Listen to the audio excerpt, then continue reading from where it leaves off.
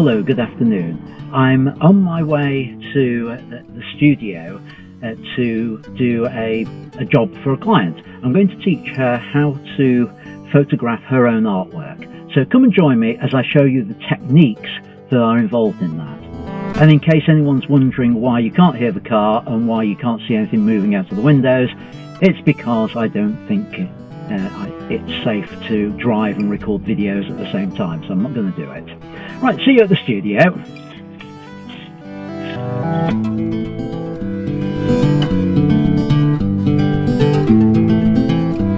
So I've arrived in the studio. The first thing that I need to do is set up the area where I'm going to copy the artwork.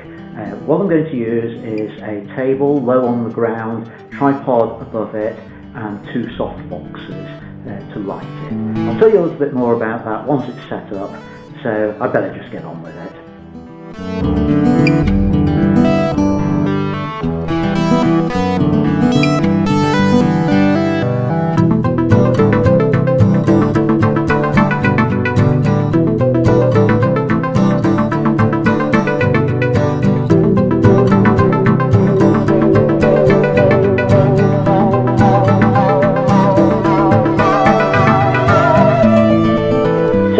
Part of the puzzle to sort out how we're going to mount the camera. I'm going to use a Manfrotto tripod, but I'm going to use one that has the ability to be mounted at 90 degrees. Up, over, and through. Off. And what that will allow us to do is to make sure the camera is vertically over the artwork that I'm copying. So, I'll just get that set up.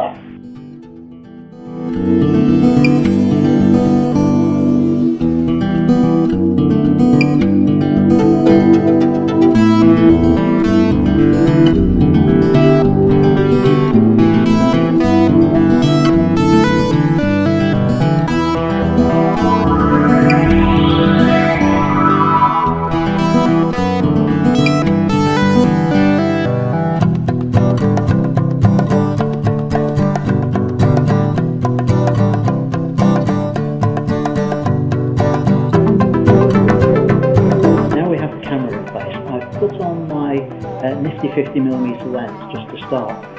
I don't know what lens I'm going to need when I come to do the shoot. I'll put that one to start.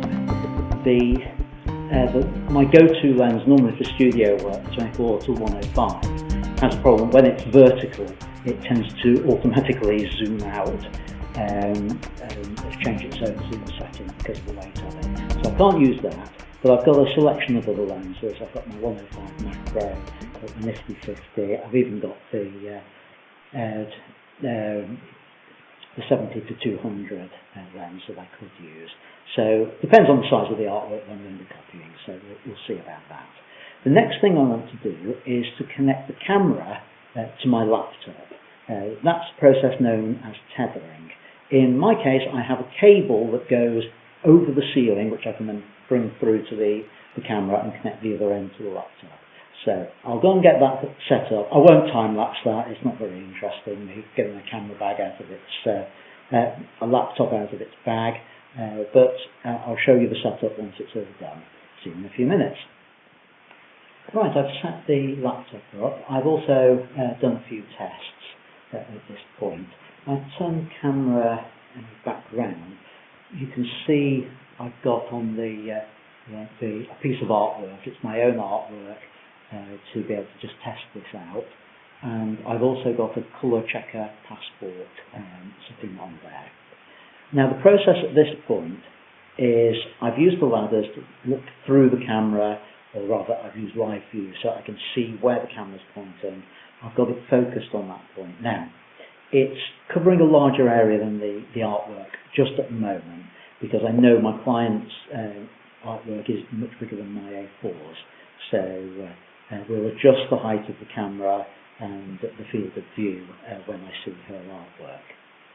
The other things I've done is I've put a couple of little tape marks on the tabletop, just so that I know where the midpoint is, so that it makes it just a little bit easier to place the artwork on there.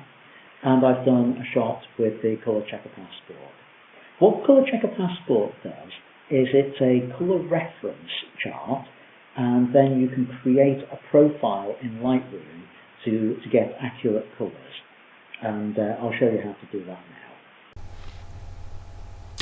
Okay, so I've come over now into Lightroom, and you can see here one of the photos that I've created, which has a piece of my artwork and the colorchecker passport on there. Now what I'm interested in is actually just the colorchecker passport, so I'm just going to zoom in to just that, to crop in, so that I'm only looking at that.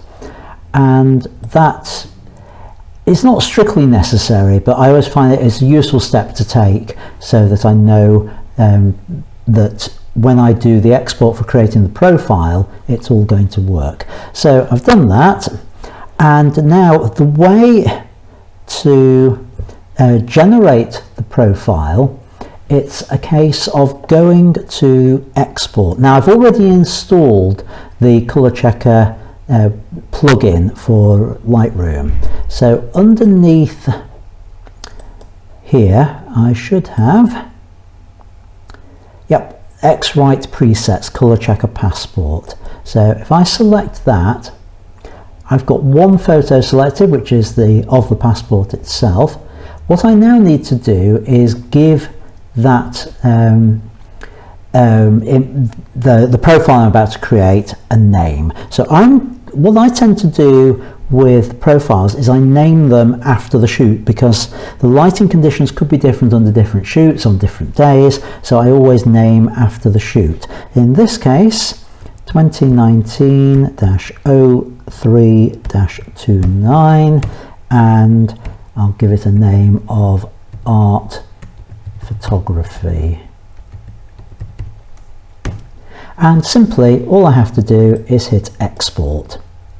At this point, Lightroom goes away, uses the plugin, and creates a profile which I can apply to any of the images. So up at the top it's saying processing profile. In a few moments the bar will go all the way, and there we go, colorchecker passport complete. Okay. So what I need to do now is I need to reboot Lightroom so it can see the colour profile. So I will do that, and join me back here once it's rebooted.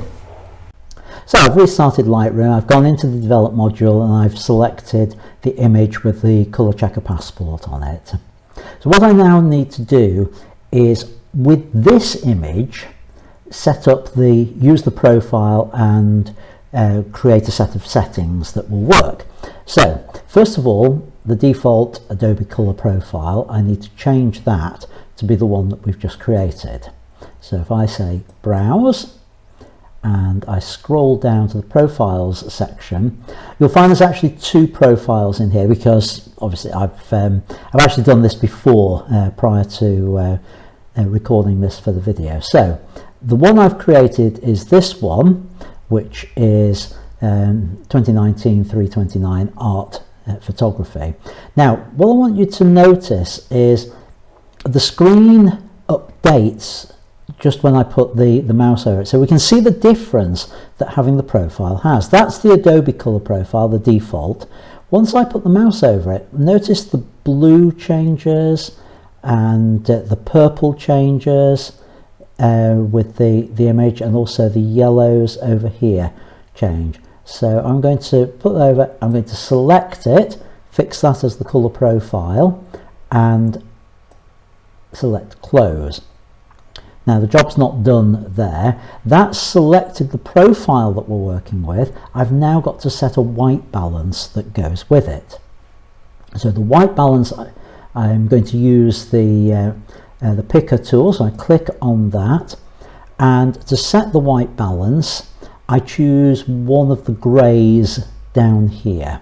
So I'm going to pick the middle grey, hit that, and that's now set the white balance for the image, which goes alongside the colour profile that we're working on. So that is truly accurate colour. I've still got to adjust the exposure and the contrast and the clarity and all those sorts of things. But before I do any of that, what I want to do is copy those settings over to the other images from the shoot. So for the purposes of this training, I've got these images here. So I'm going to Command A on a Mac, select them all. The Color Checker Passport one is the most selected. So with that, I'll remove auto sync and say sync. And the things I want to copy over are just the treatment and profile, obviously the profile, the white balance setting, so I can copy all of that over to the other images. I'll hit synchronize. So that's applied that colour profile to other images. So now I can go over to one of my other images here with the knowledge that the colour is correct.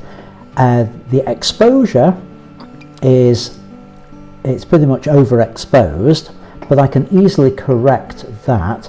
One of the things I tend to do is I just make sure that the whites don't overexpose. I've got them, as you can see on the histogram, very, very close to the top there. And what I can now do is, using the black slider, I can sort of bring back some of the darkness on that. Make sure I don't over it. There we go. So that's that. I would generally put a little tweak of contrast in because that's my style on there. And then all I need to do is to crop it. So I crop in and bring it right in. I need to rotate just slightly so it matches up with the frame. Now if you're wondering why this is so small in the frame, it's because my artwork is considerably smaller than the client's artwork. So I was framing up for her artwork rather than my own, so I needed to leave a lot more space around it.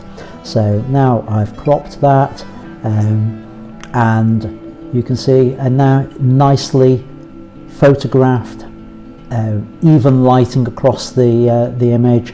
The colours are accurate, and that's how you do the Lightroom part of it. So that's it. That is how you photograph artwork. I'd like to thank you for watching this. If it all sounds a little bit complicated and you're an artist who has artwork that you want photographing, feel free to engage me and book me to do the artwork on your behalf. You can find examples of that on my website. But otherwise, if you're a photographer wanting to know a little bit more about photographing artwork, I hope the video's given you an insight into it, helped you understand the techniques that I use. So, until next time, thanks for watching and keep making great photos. Bye for now. This has been an IANSstudio video presentation by Ian M. Butterfield. All content and photographs are copyright Ian M. Butterfield and may not be reproduced without prior permission. For more information, including how to subscribe to this and other videos, please visit www.ians-studio.co.uk/videos. Thank you.